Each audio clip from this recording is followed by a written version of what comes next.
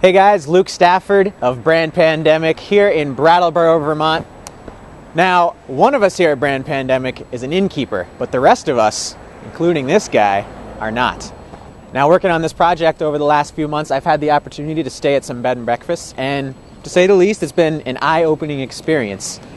But to be honest, I probably never would have stayed at a B&B. So I wanted to find out what other people think of bed and breakfasts. So I took to the streets here in Brattleboro to get some real feedback from real people. Uncensored, unforgiving, and completely real. This is the true story of 7 strangers randomly picked from the streets. You look fabulous. You look fabulous. To find out what happens when people stop being polite and start getting real about bed and breakfasts. All right, cool. This is the real bed and breakfast, a better way to stay. Have you ever stayed at a bed and breakfast? I stayed at a bed and breakfast one time when I was slightly younger than I am now. We wanted a family vacation, we hadn't had one that year, and the only place to stay was this one bed and breakfast. And so we said, sure, we'll take it. And it had a TV, and that was the focus of the room, and I didn't like that, and it was pretty dirty. And sometimes it just seems like there are too much that look like my grandmother's room, you know, like... In the smell of moth. Yeah, so I don't know, I think maybe we're a little picky, but sometimes I wish that there were bed and breakfasts that didn't always feel like you were in your grandmother's house. And there's some that are kind of a little too small and a little too close for comfort. Well, I can't actually recall my last experience at an inn. It really was way too long ago. I honestly don't remember. Oh yeah, there's a continental breakfast, and they had 3 different types of fruits maybe, some jam and some bread that was not very good. Not necessarily wanting to be forced into talking with people that I didn't want to talk to.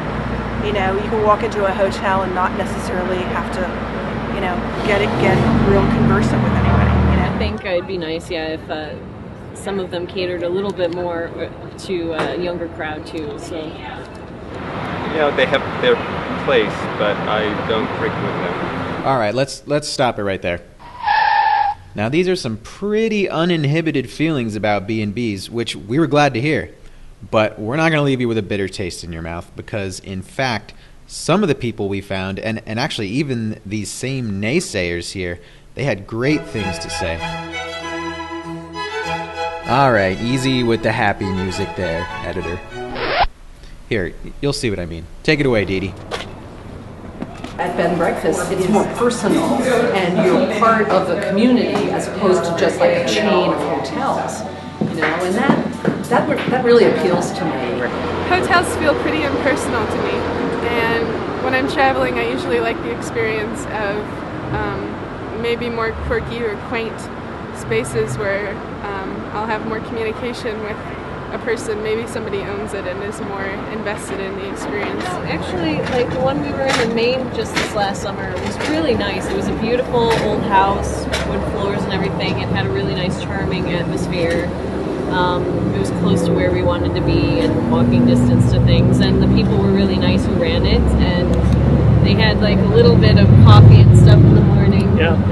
But I thought it was a good experience. The one in Seattle we stayed at, they were doing the local food farm fresh network, so we got to be part of that right away. So then it feels like it has like a trickle effect of benefiting like economically the communities. Encouraging a local experience, whatever that would be like.